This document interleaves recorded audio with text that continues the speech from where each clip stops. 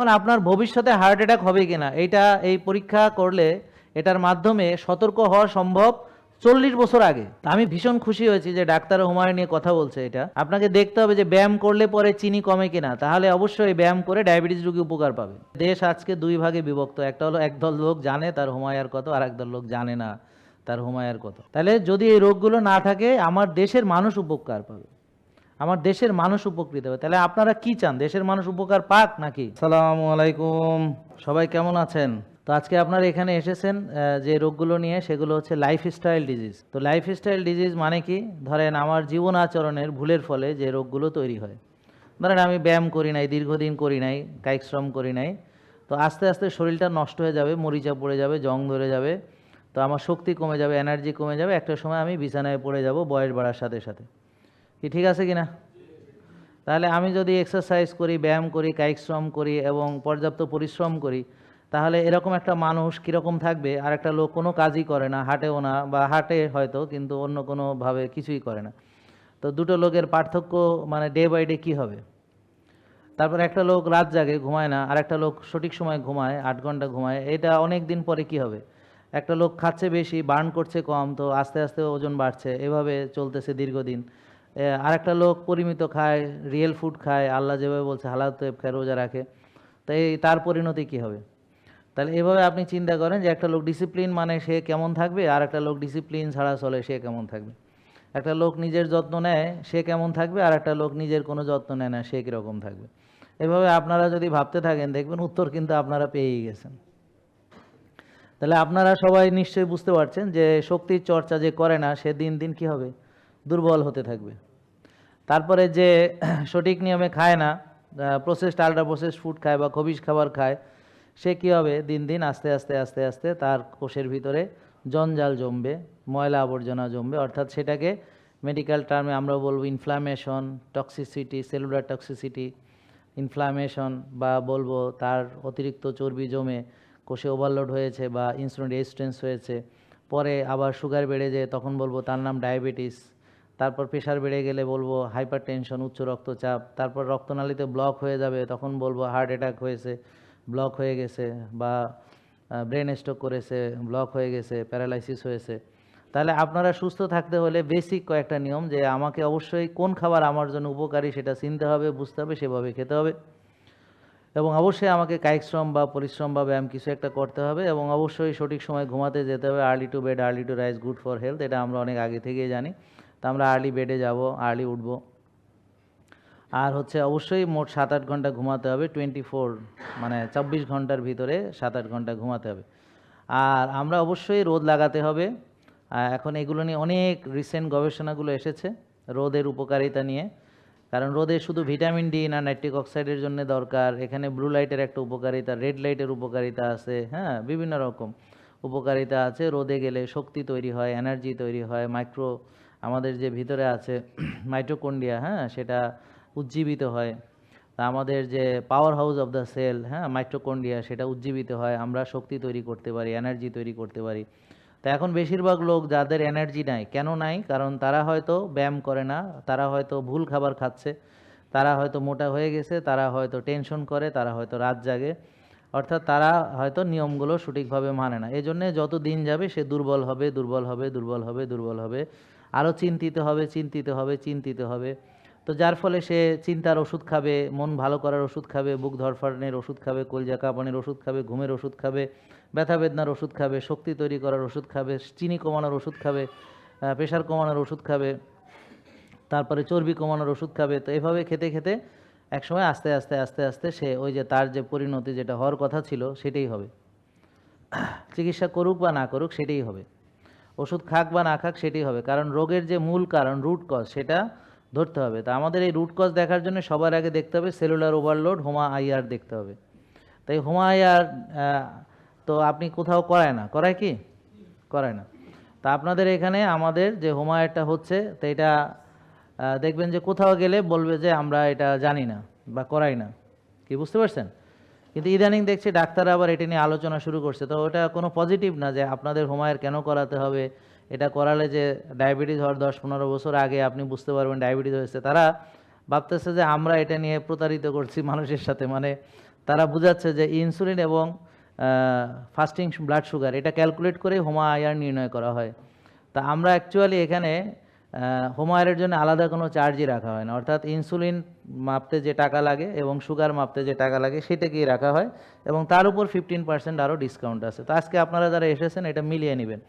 এবং আমার কথা হলো যে মিথ্যা না ছড়িয়ে সরাসরি আসুন না, আসে দেখে যান কি হচ্ছে। আমাদের এখানে কত মানুষ আসতেছে প্রতিদিন, সবাই তো আর মনে করেন যে মানে বুদ্ধিহীন এরকম মনে করার কোনো কারণ নেই। এখানে আসতেছেন শিক্ষিত অনেক মানুষ, হ্যাঁ, তাদের যথেষ্ট নলেজ আছে, এটা বোঝার মতো যথেষ্ট জ্ঞান আছে। এবং এখন এআই এর যুগ, আপনি সার্চ দিলেই পেয়ে যাবেন যে ইনসুলিন মাপবেন, বসেন, সুগার মাপবেন, এটাকে ক্যালকুলেট, আপনি এআইকে বলবেন ক্যালকুলেট করেই দিবে আপনাকে যে আমার ইনসুলিন এত, সুগার এত, আমার হোমায়ের কত বের করে দেয়, ওই বের করে দিবে, আপনাকে কোনো টেনশন করতে হবে না। আপনারা এখানে যারা এসেছেন তাদের হোমায়ারটা জানা জরুরি। তাহলে দেশ আজকে দুই ভাগে বিভক্ত, একটা হলো একদল লোক জানে তার হোমায়ার কত, আর একদল লোক জানে না তার হোমায়ার কত। তাহলে হোমায়ার জানলে কি হবে, ডায়াবেটিস হওয়ারও 10-15 বছর আগেই আপনি বুঝা সম্ভব যে ভবিষ্যতে আপনার এটা হতে যাচ্ছে কিনা। That's all. তাহলে প্রথমে আমাদের জানতে হবে হোমায়ার বাড়ে কিভাবে। সহজ করে বললে, কোষে যদি অতিরিক্ত চর্বি জমে যায় তখন রক্তের চিনি কোষে ঢুকতে বাধা পায়, এটার নাম হলো ইনসুলিন রেজিস্ট্যান্স। তাহলে এই হোমা আইআরের আইতে হলো ইনসুলিন, আর এ হলো রেজিস্ট্যান্স। তার মানে এটা দিয়ে ইনসুলিন রেজিস্ট্যান্স বোঝা যায়, মানে কোষ ইনসুলিনকে বাধা দিচ্ছে। বলেন কি বাধা দিচ্ছে, কে বাধা দিচ্ছে? কোষ। কোষ কোষ কোষ মানে cell, cell do you know? এই যে আমরা একটা দেখালে বুঝবেন, এটা ধরেন একটা সেল, হ্যাঁ, যদিও সেল দেখতে এরকম না, মানে একটা আঁকার জন্য আঁকা হয়েছে, হ্যাঁ, সেল। তাহলে সেল, এই যে সেলুলার ওভারলোড, অর্থাৎ আপনার যদি ধরেন খেয়ে খেয়ে বেশি খেয়ে বারবার খেয়ে যদি ধরেন কোষের মধ্যে চর্বি জমে গেছে, এটা ইন্টারনালি, তখন আপনার রক্তের চিনি কোষে যে ঢুকবে তখন কোষে অতিরিক্ত যেহেতু চর্বি আছে সে এটাকে বাধা দিবে। মানে এই বলেন রক্তের চিনি, সবাই বলেন রক্তের চিনি কোষে ঢোকে, ইনসুলিন রক্তের চিনিকে কোষে ঢুকায়, ইনসুলিন রক্তের চিনিকে কোষে ঢুকায়। তো কোষে যদি ওভারলোড থাকে তখন কোষ ইনসুলিনকে বাধা দিবে, আর কোষ যদি ফাঁকা থাকে, খালি থাকে এবং তার এনার্জি দরকার হয় তাহলে আরও ডাকবে। তো যখন ইনসুলিনকে আরও ডাকবে, হ্যাঁ, বা বলবে আমার আরও সুগার লাগবে, আমাকে দাও, আমি আই এম হাংরি, আমি সারাদিন খাইনি, কিছু খাইনি, তুমি সারাদিন রোজা রেখেছো, তুমি কিছু খাওনি। তো এখন এই সময় হলো খেলে ভালো লাগে, লাগে না, মানে শরীরের মধ্যে ভালো লাগে।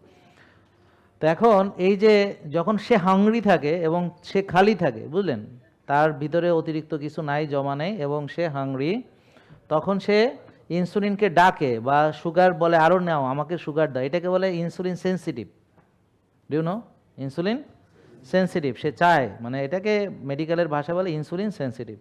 আর যখন সে অনেক ওভারলোড আছে, ওভার ক্রাউডেড, ওভারলোড, তখন সে ইনসুলিনকে বাধা দেয়, এটার নাম হলো ইনসুলিন রেজিস্ট্যান্স।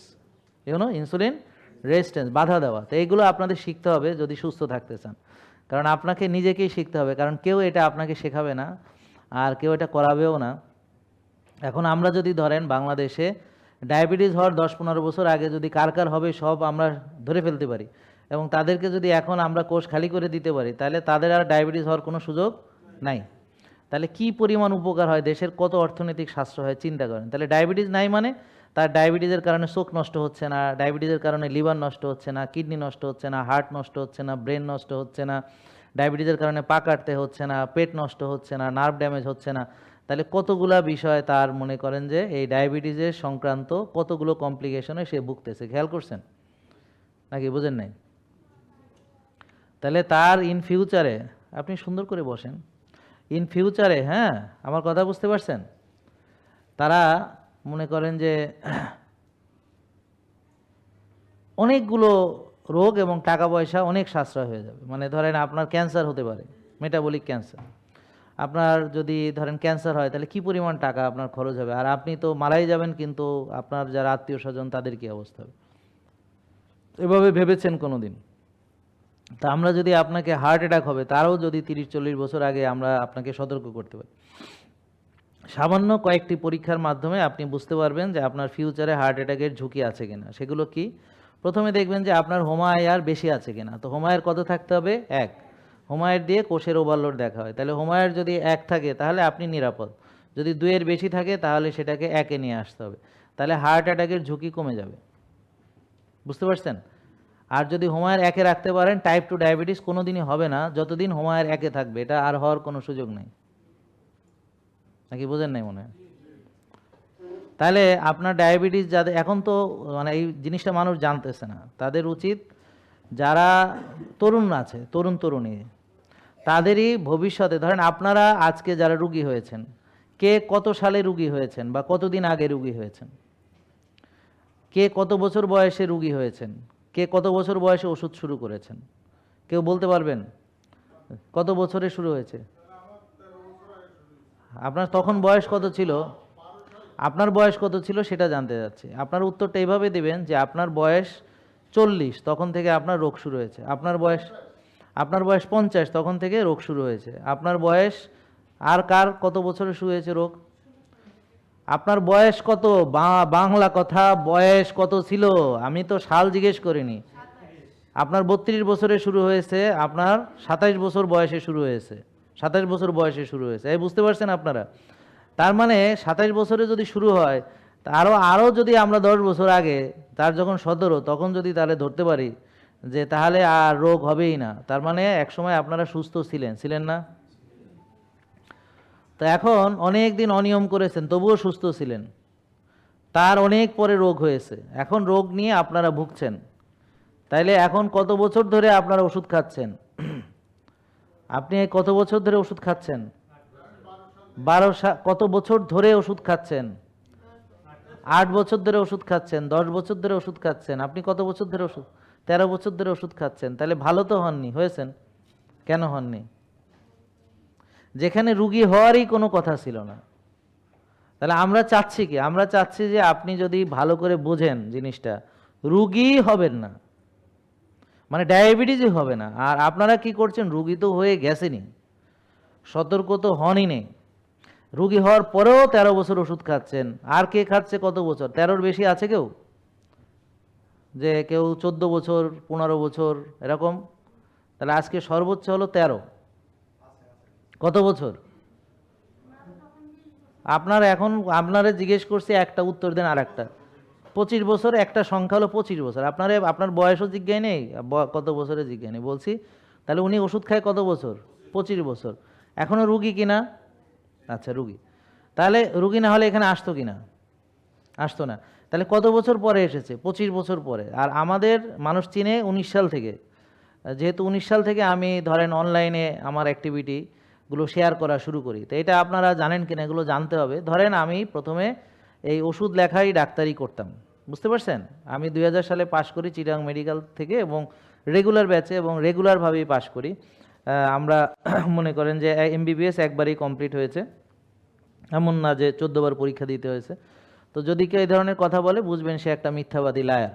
তো লায়ার তো অলওয়েজ লাইং, তাদের কাজ হচ্ছে লাই করা, মিথ্যা বলা, বুঝতে পারছেন? তাহলে এগুলো জানতে হবে আপনাকে। তাহলে আমি 2000 সালে পাশ করেছি চিটাগাং মেডিকেল কলেজ থেকে। তারপরে আমরা কিভাবে ডাক্তারি শুরু করছি? সবার মতোই, ওষুধ লেখা, 6 বেলা খেতে দেওয়া, তারপরে চর্বি খেতে নিষেধ করা, যেভাবে আপনাদেরকে দেওয়া হয়। তা যখন দেখলাম যে এইভাবে রুগীরা সুস্থ হয়ে যাচ্ছে না, অর্থাৎ ওষুধ মুক্ত হয়ে যাচ্ছে না, ওষুধই তারা রেগুলার খাচ্ছে, বুঝতে পারছেন? যেমন উনি 25 বছর ওষুধ খেয়েছে, উনি 13 বছর ওষুধ খেয়েছে, উনি 8 বছর খেয়েছে, উনি 10 বছর খেয়েছে, কথা বুঝতে পারছেন? কিন্তু উনি তো ভালো হয়নি। এখন প্রশ্ন হলো উনি ভালো হয়নি কেন, এবং ভালো হবে কবে এবং কিভাবে? তো এটার উত্তর আমি খুঁজতে যাইয়া দেখলাম যে আসলে এই রোগগুলা, আমরা যে রোগগুলা ওষুধ দিয়ে চিকিৎসা করছি, তো ওষুধ দিয়ে আসলে রোগের যে মূল কারণ সেটাকে দূর করা সম্ভব নয়। বলেন, মূল কারণ দূর করা সম্ভব নয়। তাহলে হোমায়ার বেড়েছে, মূল কারণ হলো আমি ব্যায়াম করিনি। বলেন, বা যাই করেছি, মানে কেউ হয়তো হেঁটেছে, হ্যাঁ, বলে যাও করেছি, বলেন যাও করেছি, খেয়েছে আরো অনেক বেশি, তো কোষে চর্বি জমে গিয়েছে, কোষে ওভারলোড হয়েছে, বুঝতে পারছেন না কথা?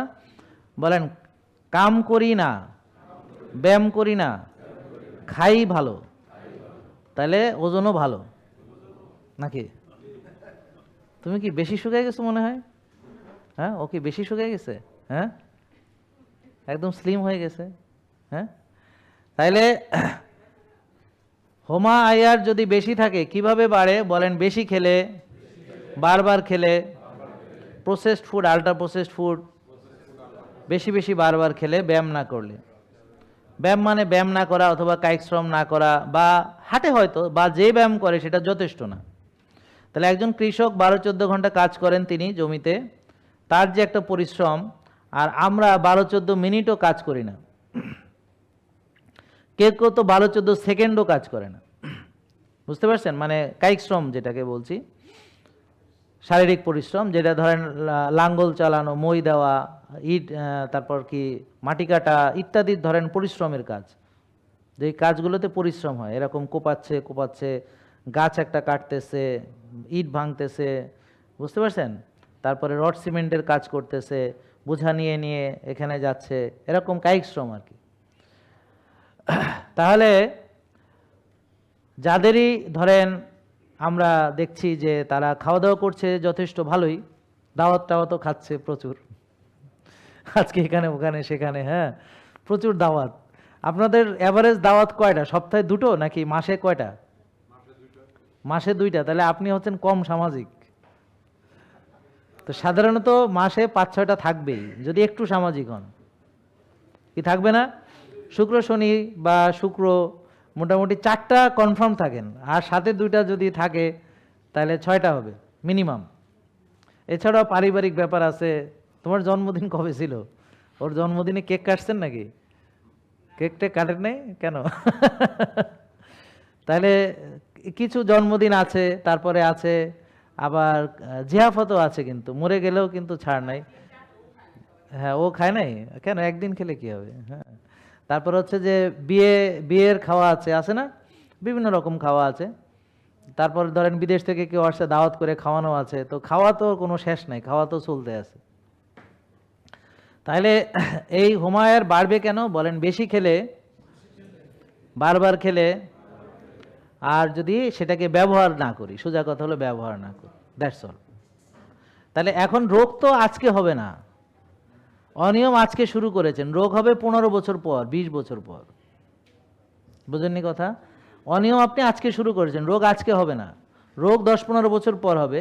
আবার কিছু রোগ আছে 30-40 বছর পর হবে, যেমন হার্ট অ্যাটাকটা হবে আরও অনেক পরে, কারো 60-তে হার্ট অ্যাটাক হচ্ছে, তো তার প্রায় অ্যাবাউট 40 ইয়ার্স আপনার মেকানিজম শুরু হয়েছে। তাহলে এখন আপনার ভবিষ্যতে হার্ট অ্যাটাক হবে কিনা, এই পরীক্ষা করলে এটার মাধ্যমে সতর্ক হওয়া সম্ভব 40 বছর আগে বা 30 বছর আগে। বোঝেন কিনা দেখেন। তাহলে আপনার যদি রিপোর্টগুলা আপনি সবসময় যদি আপনি হুমায়ুর 1 রাখতে পারেন, টিজি এইচডিএল রেশিও, অর্থাৎ টিজি যদি আপনি 90 রাখতে পারেন, এইচডিএল যদি 60 রাখতে পারেন, বা রেশিও যদি 2-এর নিচে রাখতে পারেন, প্রদাহ বা সিআরপি এই রিপোর্টটা যদি 3-এর নিচে রাখতে, এইচএস সিআরপি এটা 3-এর নিচে রাখতে পারেন, ইনসুলিন 4-5-এ রাখতে পারেন, ব্লাড সুগার 5-6 রাখতে পারেন, ভিটামিন ডি 90-100-তে রাখতে পারেন। তা আমরা আসলে রিপোর্ট দেওয়ার সময় ফাস্টিং ইনসুলিন, ফাস্টিং সুগার আলাদা আলাদা রিপোর্ট দিই, হুমায়ুর আলাদা রিপোর্ট দিই, কিন্তু আসলে টাকা নেওয়া হয় হচ্ছে শুধু ইনসুলিনের এবং সুগারের, ব্যাপারটা বুঝছেন? তো হুমায়ুরের জন্য আলাদা কিছু নেওয়া হয় না, বা হুমায়ুরের ভিতরে এই দুটো ক্যালকুলেশন থাকে, কারণ এটা আমরা বছর বছর করছি, মানুষ তো জানে। তা আমি ভীষণ খুশি হয়েছি যে ডাক্তার হুমায়ুর নিয়ে কথা বলছে, এটা তাতে খুব খুশি হয়েছি। হ্যাঁ, বলুক, অন্তত জানুক মানুষ, সে ভুল ধরতে আসুক বা মানে আমাদের করতে আসুক, মানে যেটাই করুক, কথা হলো আমার মতে কথা বলুক, অন্তত মানুষ এটা নিয়ে কথা বলুক। আমরা চাই এগুলো নিয়ে কথা হোক, বুঝতে পারছেন? কথা বলা দরকার, ঠিক আছে? তাইলে না আমরা আমাদের পারস্পরিক অবস্থান তুলে ধরতে পারবো। একটা অবজেকশন দিলে তার বিপরীতে আমাদের এটা বলে দিতে পারবো। যেমন ধরেন আমাদের বিরুদ্ধে কি অবজেকশন দেওয়া হয়েছে, এটা নিয়ে আলোচনা প্রয়োজন। যে লিখিতভাবে অবজেকশন দেওয়া হয়েছে, আমরা কিটো ডায়েট দিই, অথচ আমরা কিটো ডায়েট দেই না। আমরা কি দেই? ধরেন আপনার রিপোর্টের আলোকে আপনাকে খাবার তালিকা দেওয়া হবে, যার হুমায়ুর 1 আছে তাকে আমি ভাত খেতে দিব, রুটি খেতে দিব, ফল খেতে দিব, হ্যাঁ, তারপর টক দই খেতে দিব, মানে হালাল তো পৃথিবীর যত, সে গুড়ও খাইতে পারবে, মুড়ি ভালো মুড়ি পাইলে মুড়িও খাইতে পারবে, ভালো চিড়া পাইলে চিড়াও খাইতে পারবে, যদি কেমিক্যাল ফ্রি হয় সেটা হচ্ছে তাকে খুঁজতে হবে। কি বোঝেন না কথা? তো খেজুরের গুড়, তালের গুড় সেটাও খাইতে পারবে, আখের গুড় সেটাও খাইতে পারবে, আখের রসও খাইতে পারবে। কথা হলো সুস্থ থাকলে সে তৈব খাবার সবই খাইতে হবে। দেখতে হবে সেখানে কেমিক্যাল আছে কি নাই, সেটা হলো দেখতে হবে, সেটা হাইব্রিড কিনা, কেমিক্যাল ফার্টিলাইজার আছে কিনা, কেমিক্যাল পেস্টিসাইড আছে কিনা, জমি থেকে হেভি মেটাল আছে কিনা, গ্লাইফোসেট আছে কিনা, সেটা দেখতে হবে। কি ক্লিয়ার? বুঝতে পারছেন কথা? আমরা কিভাবে বুঝবো যে আমাদের ভবিষ্যৎ ভালো নাকি ভালো না, মানে ইন ফিউচার, মানে ভালো মানে অনেক কিছু আছে যেগুলোর উপরে আমাদের হাত নাই, কিন্তু কিছু জিনিস আছে যেগুলোর উপরে আমাদের হাত আছে। কারণ আল্লাহ বলেছেন চেষ্টায় ভাগ্য পরিবর্তন করা যায়। আল্লাহ বলেছেন তোমরা চেষ্টা করো, এবং সুস্থ থাকার জন্য আল্লাহর নির্দেশও দিয়েছেন এবং বলেছেন এবং আমরা যেন নিজের হাতে নিজেকে ধ্বংস না করি। হ্যাঁ, এর জন্য আল্লাহ তাআলা কোরআনে আয়াত নাজিল করেছেন, কি বলেছেন? তোমরা নিজ হাতে নিজেকে ধ্বংস করো না। এখন আমাদের দেখতে হবে যে আপনি অনিয়ম করে হার্টের রোগী হতে পারেন কিনা। যদি আপনি অনিয়ম করে হার্টের রোগী হতে পারেন তাহলে অবশ্যই নিয়ম মেনে এটা থেকে বাঁচতে পারবেন। কি ক্লিয়ার? দেখতে হবে যে মানে আপনি টেনশন করে আপনার রাতের ঘুম নষ্ট করতে পারেন কিনা। তাহলে অবশ্যই ভালো ঘুমের জন্য আমাকে মানসিক প্রশান্তির চর্চা করতে হবে। তারপর আপনাকে এটা দেখতে হবে যে চিন্তা করে আপনার কি প্রেশার বাড়াইতে পারেন কিনা। তাহলে অবশ্যই আপনাকে মানসিক প্রশান্তির চর্চা করে প্রেশার কমানো যায়। আপনাকে দেখতে হবে যে রাত জেগে টেনশন করে সুগার বাড়ে কিনা। যদি বাড়ে তাহলে অবশ্যই মানসিক প্রশান্তির চর্চা এবং ভালো ঘুম সুগারকে কমাবে। আপনাকে দেখতে হবে যে ব্যায়াম করলে পরে চিনি কমে কিনা, তাহলে অবশ্যই ব্যায়াম করে ডায়াবেটিস রোগী উপকার পাবে। আপনাকে দেখতে হবে রোজা রাখলে ডায়াবেটিস রোগীর ডায়াবেটিস কমে যায় কিনা, তাহলে অবশ্যই রোজার মাধ্যমে ডায়াবেটিস কমানো যাবে।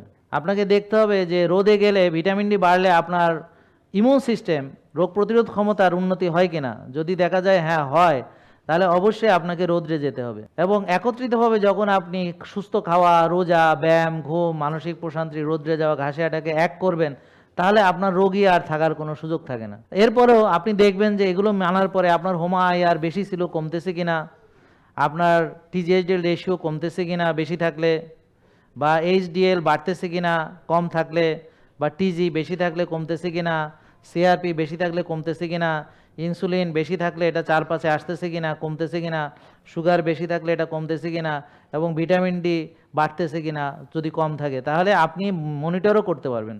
ওর হচ্ছে 120 কেজি, তোমার কত? 122 কেজি। 122 কেজি। তা দুজন পাশাপাশি দাঁড়াও দেখি, সাবাস বেটারা।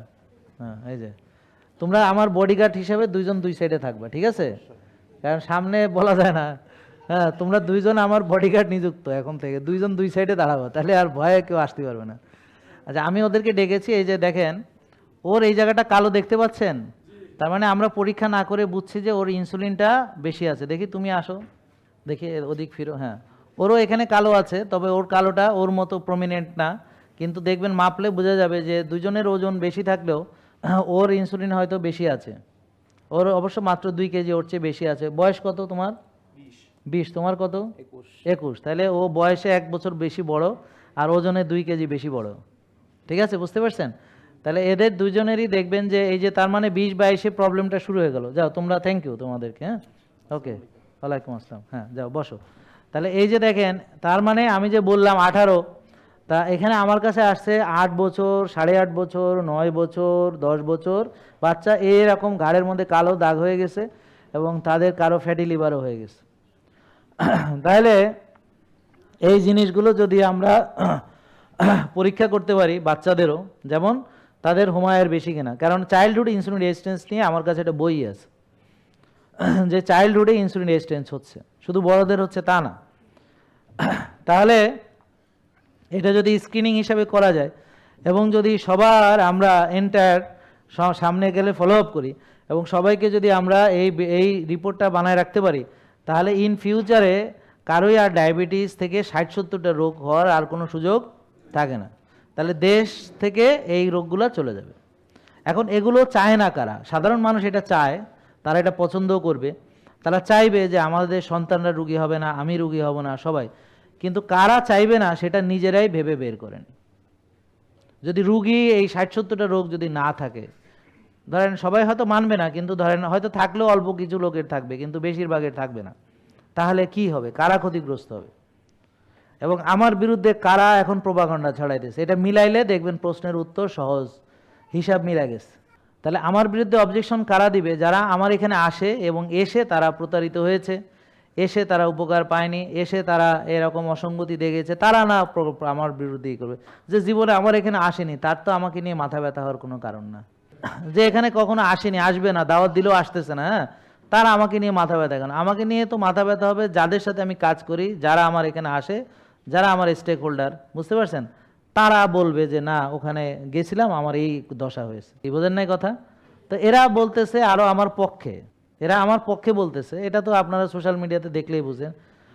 তাইলে এখন যারা এখানে জীবনে আসেনি, দাওয়াত করার পরও আসতেছে না, যাদেরকে বারবার বলা হচ্ছে আসুন কিন্তু আসতেছে না, তো তাদের এত কেন মাথা ব্যথা হচ্ছে, বুঝতে পারছেন কিনা? তাহলে যদি এই রোগগুলো না থাকে, আমার দেশের মানুষ উপকার পাবে, আমার দেশের মানুষ উপকৃত হবে। তাহলে আপনারা কি চান, দেশের মানুষ উপকার পাক নাকি? তাহলে অবশ্যই এই জিনিসটাকে আমাদের সবাই মিলে এই প্রতিষ্ঠানটাকে রক্ষা করতে হবে। তাহলে এখন আপনারা বলেন যে আমরা যে পরামর্শগুলো দিলাম সারাদিন তো শুনলেন, এখানে খারাপ কিছু দিয়েছি? তাহলে এইখানে এটা আসলে, আর আপনাদের সাথে আমরা প্রতারণা করব এটা প্রশ্নই আসে না, কারণ হচ্ছে আমরা প্রতারক নই। তবে আমাদের নাম ছবি ব্যবহার করে অনেকে প্রতারিত হচ্ছে, সেটার ব্যাপারে সাবধান থাকবেন। তো আমাদের যে পেজ, যেখানে আপনার 44 লক্ষ ফলোয়ার আছে ফেসবুকে, সেটা ফলো করবেন। এবং আমাদের এই যে বইয়ের ভিতরে দেওয়াই আছে, হ্যাঁ, এই যে এখানে আমার পেজটা এখানে দেখা যাচ্ছে, দেখেন। আর এই যে আপনাদের বইটা, এখানে 44 লাখ ফলোয়ার আছে, 4.4 মিলিয়ন। আর বইয়ে এই যে স্ক্যান করে আমাদের যে ইয়াগুলো আপনারা পেয়ে যাবেন। অতএব এরপর প্রতারিত হইলে ভাই এটা আর আমার কিছু বলার নেই। আর মনে রাখবেন, ওষুধ খেয়ে ভালো হওয়ার সুযোগ নেই। তো এখানে দেখেন, মানুষের শয়তানিগুলো করে যে, এরা আসলে বোঝেও না শয়তানিটা কিভাবে করতে হবে, কারণ ওদের এই ব্যাপারে ভালো ট্রেনিং নাই। আর একটা বিষয় না জেনে তো শয়তানি করাও মুশকিল। তো বলতেছে কি, আমরা বলি ওষুধ মুক্ত সুস্থ জীবন, তো এখন আমরা নাকি ওষুধ বন্ধ করে দিই। অথচ আমরা কি বলি, ওষুধ মুক্ত জীবন কখন হবে, যখন সে সব মেনে টেনে ওষুধ থেকে মুক্ত হইতে পারবে তখন। কিন্তু এই যে তার এখন ডায়াবেটিস বেশি, তাকে তো ওষুধ দেওয়া হবে, প্রেশার বেশি, তাকে ওষুধ দেওয়া হবে। তা আমরা তো ওষুধ লিখতেছি কেন, তার এখন বেশি আছে, তারপরে ওষুধ বাদ দিতেছে। এখন যদি বলি ওষুধ খাইয়েন না, হেঁটেও অপরাধ, কেন বলছে খাইতে না। যদি ওষুধ দেই, কয় দেখেন ওষুধও দেয়, আবার কয় বলে ওষুধ মুক্ত জীবন। আবার মানে ব্যাপারটা বুঝছেন, মানে যা কব হের মধ্যে আর কি। তো এখন ওই লাস্টে একটা গাধার গল্প দিয়ে আমরা শেষ করি অনুষ্ঠানটা, সেটা হলো বাপ আর পোলায় গাধার পিঠে চড়িয়া যাইতে আছে বাজারে। এখন মাশাল্লাহ দুইজনের সাইজ ভালো, গাধার সাইজটা একটু রুগ্ন আর কি। তো দেখা যাচ্ছে যে বিশাল দুটো দত্ত ছোট্ট একটা গাধার পিছনে চড়ে যাইতে আছে। তো এটা নিয়ে সবাই কমেন্ট করতেছে, দেখছো নি এগুলা, এই গাধাটারে কি কষ্ট দিতেছে। পশুপ্রেমীরা বলতেছে দেখো গাধার উপর নির্যাতন, গাধা পশু নির্যাতনের পর্যায়ে পড়ে, গাধা নির্যাতনের পর্যায়ে পড়ে, বুঝছেন। তো এরা এখন সবাই মিলে কমেন্ট করতেছে যে এদের কোনো বিবেক নাই, এই যে এরকম ধামড়া দুইটা উঠছে, এতটুকু একটা গাধার পিঠে চড়ে যাচ্ছে, হ্যাঁ, নানান কথা। এখন বাপ চিন্তা করলো যে ধুর, এটা তো সবাই নানান মন্তব্য করতেছে, তাইলে বাপ নাইমা তো পোলারে গাধার পিঠে নিয়ে হাইটে হেঁটে যাচ্ছে। এইবার শুরু হয়েছে, হ্যাঁ, কেমন বাপ দেখো নিজে, ও না সরি, কেমন পোলা, হ্যাঁ দেখো এই যে বাপ তার হাইটে যাইতে আছে, পোলা বসে গাধার পিঠে যাইতে আছে। চিন্তা করো, বেয়াদব একটা পোলা, ও নাইমা না বাপেরে উঠাইব, ব্যাপারটা বুঝছেন। তখন দেখলো অবস্থা খারাপ, তো এবার কি করছে, বাপে তো নাইমা এবার বাপে উঠছে, ওইটা পোলারে নামাই দিছে। এখন পোলা গাধা টানতে টানতে যাইতেছে। এবার কি বলেন, কেমন বাপ, কেমন বাপ, পোলারে হাঁটায় নিতে আছে, হেই বুড়া হ্যাঁ যাইতেছে গাধার পিটনে। চিন্তা করো। তা এই আর গাধাটা তো সেই এই মোটা লোকটা উঠছে, হ্যাঁ, গাধার তো সেই কষ্ট রয়েই গেছে, হ্যাঁ। তো এখন সে এরকম, এখন দুজন চিন্তা করলো যে এবার কি করা যায়। এবার কইছে থাক, আমরা দুইজন বরং গাধাটারে টেনে নিয়ে যাই, হ্যাঁ। তো এখন দুইজন নিয়ে গাধা টেনে নিয়ে যাচ্ছে। এখনকার দুইটা গাধা আর একটা গাধাকে কেন টানছে মানে দুই গাধা মিলে আর একটা গাধা কেন টানছে, কারণ মানে এরা গাধাটা আনছে কি জন্য, যদি নাই চড়লি গাধার পিঠে, যদি নাই উঠলি, তো গাধা একটা নিয়ে বেরোলি কি জন্য, হ্যাঁ। তো তোরা দুটো মিলে গাধা টানতেছিস কি জন্যে, হ্যাঁ, যে এই দুই গাধা মিলে তৃতীয় আরেকটি গাধাকে টানতেছে। তার মানে হচ্ছে মোরাল অফ দ্য স্টোরি, মানুষ কথা বলবে, তো তাদেরকে বলতে দেন। আর আপনারা কাজ করুন, সুস্থ থাকুন, সুস্থ থাকার জন্য নিজের জ্ঞান অর্জন করুন। আর এখানে এসে সম্পূর্ণ সব কিছু দেখে শুনে মেটাবলিক প্রোফাইল সব দেখে টেকে আসল পেজে থাকুন, আমাদের সঙ্গে থাকুন, আমাদের ডাক্তার পুষ্টিবিদের পরামর্শে থাকুন। ইনশাল্লাহ সুবিধা অসুবিধা হলে আমরা দেখতে পারবো, ঠিক আছে। রব্বানা আতিনা ফিদ দুনিয়া হাসানা ওয়া ফিল আখিরাতি হাসানা ওয়া কিনা আযাবান আমিন। আসসালামু আলাইকুম রহমতুল্লাহ। জেকে লাইফস্টাইল লিমিটেড, ওষুধ মুক্ত সুস্থ জীবন।